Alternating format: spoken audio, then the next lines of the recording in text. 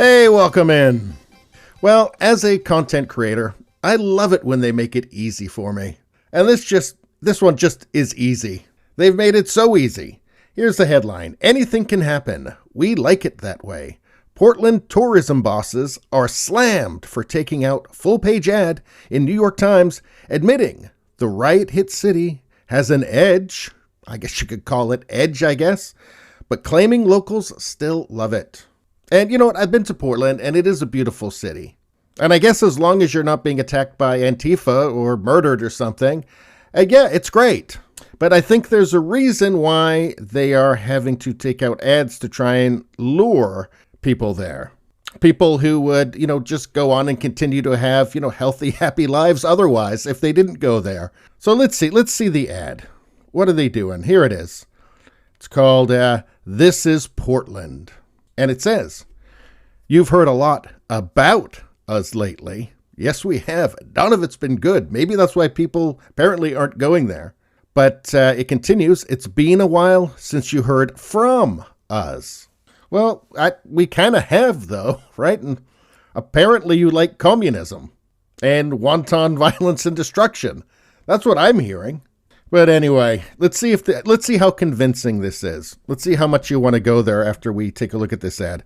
Some of what you've heard about Portland is true. Well, that's not good. That's not good at all. Some of what you've heard about Portland is true. Uh-oh. Some is not. What matters most is that we're true to ourselves. And I just have to say that being true to yourself is not always the best thing. I mean, if you're making Molotov cocktails in your kitchen, maybe you're being too true to yourself. I'm just saying. Anyway, there's a river that cuts through the middle of our town. It divides the east and west, but it's bridged over and over again. 12 times to be specific. And that's kind of a great metaphor for this city. So you're saying there's no place to run. There's no place to go. There's no place to get away from the Antifa. They're just going to chase you right over those bridges. I mean, maybe if you had to swim, maybe that would give you an edge. But no, too many bridges. You can't get away. Just going to interrupt for 1 second to say, if you like this content, subscribe so you can see more. Thanks a lot. Let's see. We're a place of dualities that are never polarities. Really? I don't know. Have they ever looked up the definition of the word extremist? Probably should do that. Two sides of the same coin that keeps landing right on its edge. Anything can happen. We like it that way. See, this is the problem, that anything can happen. I mean, they may like it that way. Anything can happen. There's probably going to be a riot. Anything can happen. There's probably going to be pepper spray in your face. And we like it that way. Anything can happen. You'll probably be mistaken for Andy No and beaten up. We like it that way. I mean, when I go on a little vacation or trip somewhere, I don't actually look forward to anything can happen, especially since I quit drinking. Because anything is a lot. There's a lot you can pack into anything. A lot of it's bad. I mean, anything can happen? I don't think I like the sounds of that. I really think I'd rather just have a nice time and not be worried about, political violence, say. But anyway, there's more. If you're not convinced yet, there's more. This is the kind of place where new ideas are welcome. I'm not getting that vibe.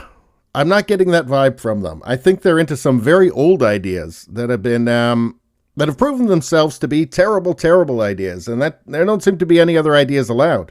I've seen, the Antifa lunatics, taking over streets and conducting traffic. I mean, it seems like there's one idea allowed there, at least to be spoken openly. Anyway, whether they're creative, cutting edge, or curious at first glance, you can speak up here. You can be yourself here, as long as you're dressed all in black and wearing a mask and throwing a brick at something. It just seems like a very authoritarian place to me. It doesn't seem like you can speak up here. You can speak up if you have the right ideas, I guess. I mean, if you're willing to spout cult slogans, I guess. Anyway. There's more. So don't give up. I mean, if you're not convinced yet, there's still more. We have some of the loudest voices on the West Coast. Well, that's got to be true. And yes, passion pushes the volume all the way up. We've always been like this. We wouldn't have it any other way. Now, I think that the problem they're having, why they're having to take out full-page ads to try and get people to visit, is because other people, the people they're trying to convince to go to Portland, would have it any other way. I think that's the problem here. I think that's what they're missing. Guess what? People don't like getting caught in the middle of riots in a city where apparently there's protests and riots going on constantly. Everybody else would rather have it any other way. I think they need to get a new copywriter. I really do. Anyway, it says, we have faith in the future. We're building it every day. The only way we know how, by burning everything down. No, I added that. By being Portland and burning everything down. Come see for yourself. Love Portland. No thanks. No thanks. I mean, I could see the appeal. You know, you can be yourself if you're a communist, if you like terrorizing people who disagree with you, if you think that everyone who disagrees with you is a fascist, if you like political violence, if you like throwing bricks at things, at windows and people, if you like, you know, shining spotlights into people's windows in suburbs, telling them to leave their homes. I mean, if you like that, I guess it's a great place to go. I don't know who would want to actually be around that.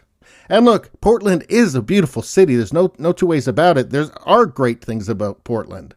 And of course, there's a lot of great people there. But it seems like the people with the loudest voice, the people with the power, and I could only assume that from seeing the way they just take over the streets and take over the downtown, the people who have the power, the people who apparently make the decisions there, are crazy. They are crazy cult members, as far as I can tell. And I don't know, revolutionary communists? I mean, that seems to be what they seem to be saying that about themselves.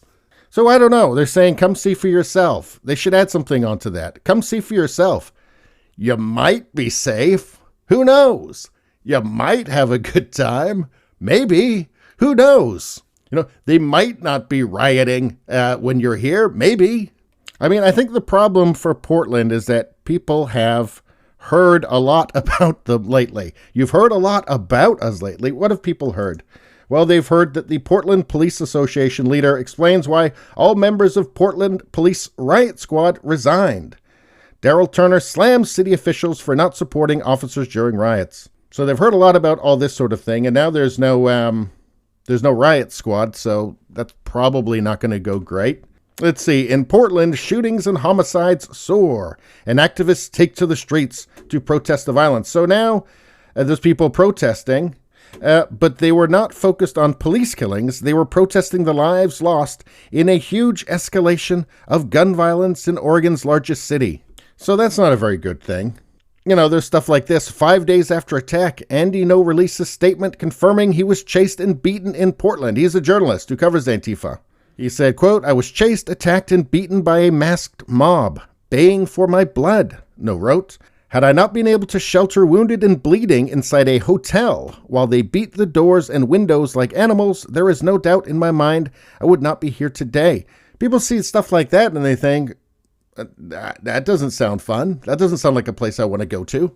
Yet note to journalists, don't go to Portland, whatever you do. And there's stuff like this. Reporter on Portland's new tourism ads. There's a reason I only go there for work. The campaign urges potential tourists to come and be yourself. Here's what this reporter, Julio Rosas, said. There's a reason why I only go to Portland for work and not any vacation. This is unfortunate they're having to resort to beg people to come to the city because the fact remains that Portland is prone to riots on top of the crime wave that a lot of other cities are experiencing. And so obviously people are going to be hesitant to come to the city, and that's just because the city officials, at a minimum, tolerated the riots, and at worst, they did encourage some of them at certain points last year. I mean, you had Mayor Ted Wheeler. He can't even call out Antifa by name until the beginning of this year. And then they attacked the mayor as well, so that's another thing. He was having dinner in a restaurant, and they attacked him because he wasn't sufficiently far left enough, I guess. So I don't know. Maybe just in the first place, don't allow your city to be overtaken by far left lunatics. Because wherever you are, they get a lot of press, but they are still the fringe. There's no reason to let them take over. But anyway, that's all I got to say about that. Please subscribe, like, and share. That really helps me out. If you just like to listen, there's the podcast Radio Baloney. It's on pretty much every platform. If you look for it, you will find it. Thank you very much. I'll see you next time.